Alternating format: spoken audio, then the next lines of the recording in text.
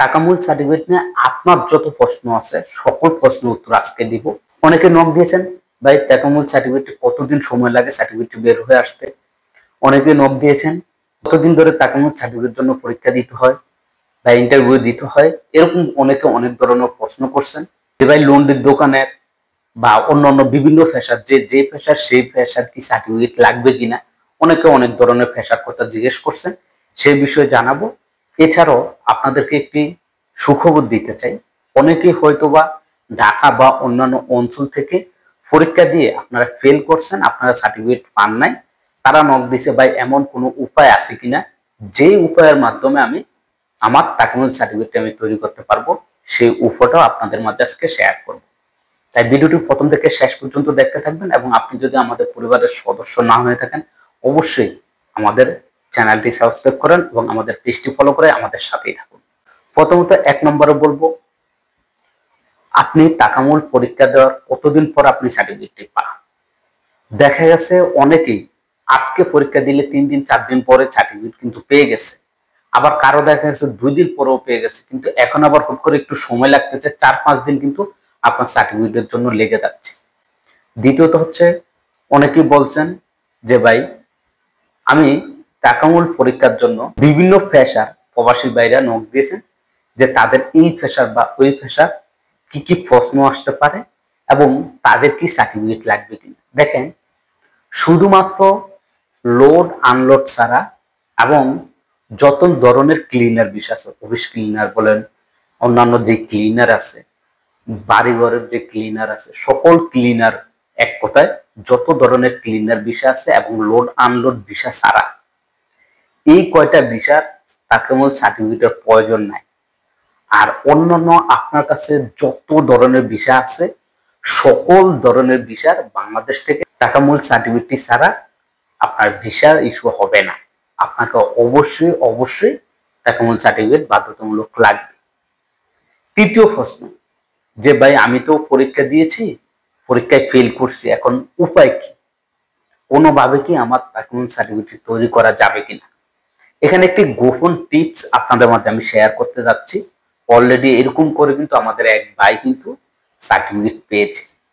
সেটা হচ্ছে, আপনি বাংলাদেশের যে 11টি ট্রেনিং সেন্টারের কথা বলা হয়েছে, যেখানে এই ট্রেনিং বা ইন্টারভিউ গুলো নিচ্ছে, আপনাদের পরীক্ষা নিচ্ছে, তো যে এরিয়া থেকে আপনারা ফেল করছেন আপনাদের জন্য এটি সুখবর।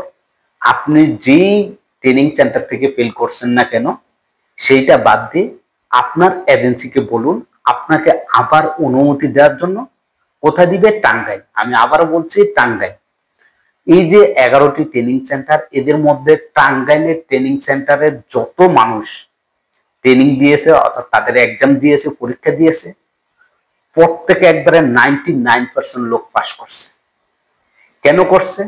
আপনারা জানেন টাঙ্গাইল শহরটা যেখানে আছে, টাঙ্গাইলে কিন্তু অধিকাংশ ভাই, রাগ করবেন, একবারে খোলা বাংলা কথা বলি, কৃষিক্ষেত্রে কাজ করে, তাদের অনেকেরও অনেক ধরনের অভিজ্ঞতা নাই।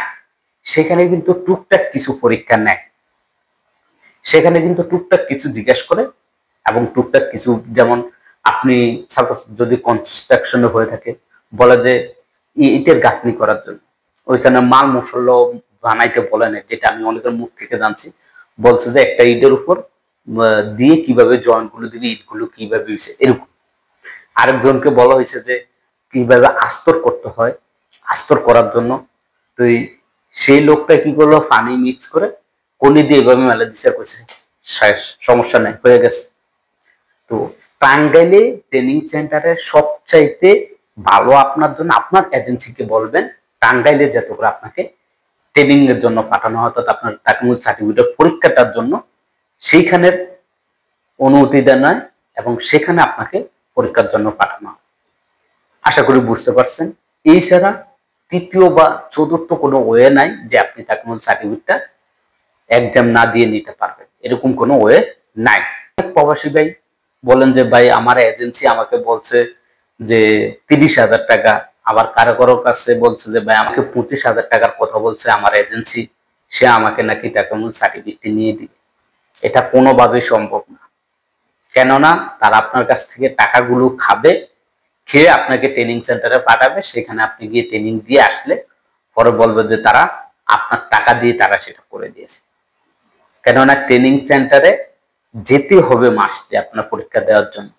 যতক্ষণ ট্রেনিং সেন্টারগুলো খোলা থাকে তত ঘন্টা কিন্তু ক্যামেরা, সিসি ক্যামেরা এটি সম্পূর্ণভাবে নিয়ন্ত্রণ হচ্ছে সৌদি এম্বাসি থেকে এবং সৌদি আরব থেকে যে কোম্পানির আন্ডারে আপনি যাবেন সেই কোম্পানির পক্ষ থেকে সারাক্ষণ মনিটরিং করা হচ্ছে।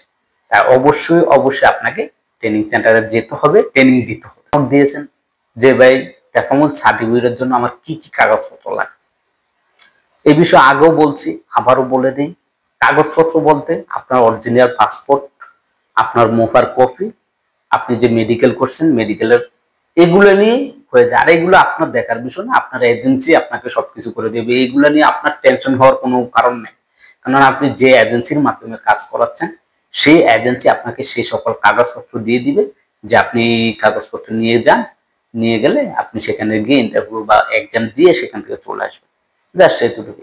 কত টাকা খরচ হয় অনেকে নক দিয়েছেন।